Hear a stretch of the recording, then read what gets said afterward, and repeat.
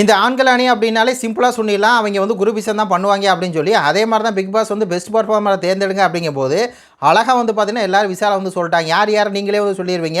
First Muthukumaran, Deepak, Arun, Ranjith 4 பேர் சேர்ந்து யாரை சொல்லிட்டாங்க, விசாலம் வந்து சொல்லிட்டாங்க. எல்லாமே குரூப்பிசம். போன வாரம் வந்து அருணை இதே 4 பேர் தான் வந்து சொன்னது. அப்படியே பக்காவாக தெரியுது குரூப்பிசம் பண்ணுறாங்க அப்படின்னு சொல்லி. இன்னொரு பக்கம் வந்து பெண்கள் அணியில் வந்து பெஸ்ட் பர்ஃபார்மர் யார் அப்படின்னா மஞ்சுரியை வந்து செட் பண்ணிட்டாங்க. ஆனால் சௌந்தர்யா வந்து அதில் ஒரு விஷயத்தை வந்து வச்சாங்க. அதாவது ரியா வந்து சொல்லிவிட்டு, அதாவது வந்து பார்த்திங்கன்னா ஒரு 3 பேர் வந்து மஞ்சுரிக்கு வந்து சொன்னாங்க. ரியாவாக இருக்கட்டும், வர்ஷினியாக இருக்கட்டும், அதே மாதிரி தரிசிக்க அவங்க 3 பேரும் சொன்னாங்க. அதே மாதிரி ரியாவுக்கு வந்து சௌந்தர்யா சொல்கிறாங்க, இந்த மாதிரி ரியா வந்து இந்த வாரம் முழுக்க எல்லாமே வந்து பண்ணுச்சு, நல்லா பர்ஃபார்மன்ஸ் பண்ணுச்சு அப்படின்னு சொல்லி ரியாவுக்கு வந்து ஃபஸ்ட்டு கொடுக்குறாங்க. அதாவது அந்த 7 பெண்கள்லேயே வந்து இவங்க ஒரு 5வது பெண்ணாக சொல்கிறாங்க. அதுக்கப்புறம் வந்து பவித்ராவாக இருக்கட்டும், சாச்சனாவாக இருக்கட்டும், இவங்க 3 பேர் ரியா கொடுக்குறாங்க. 2 பேத்துக்கு டை ஆயிடுது, ரியாவுக்கும் நம்ம மஞ்சுரிக்கும். அதுக்கப்புறம் போட்டு வந்து பார்த்தீங்கன்னா மஞ்சுரி வந்து ஆயிடுறாங்கன்னு வைங்களேன்.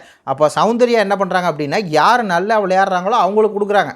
அதானுங்க ஒரு கேமாக வைக்கிறாங்க. அதுக்கு தானே இவ்வளோ ஒரு வாரம் முழுக்க அவங்க வந்து பார்க்குறாங்க. பார்த்துட்டு பெஸ்ட் பர்ஃபார்மராக கொடுக்கணும் அப்படிங்கும்போது அதானே கொடுக்கணும். இவங்க எப்போ பார்த்தாலும் சரி குரூப்பிசமாக பண்ணிக்கிட்டே இருக்காங்க. இதில் என்ன கொடுமை அப்படி தெரியுமா, இந்த ஆனந்தி அப்படிங்கிற வசப்பாட்டில் யார் தெரியுமா பெஸ்ட் பர்ஃபார்மர் கொடுக்குது, சாச்சனாவுக்கு வந்து கொடுக்குது. அப்படியே வந்து அப்பாட்டமாக தெரியுது சௌந்தர்யா வந்து சாச்சனா எதுக்குறா அப்படிங்கிறனாலேயே வந்து 2 வசப்பாட்டில் கூட்டணி சேர்ந்துக்குச்சு அப்படிங்கிற மாதிரி தான் இருக்குது.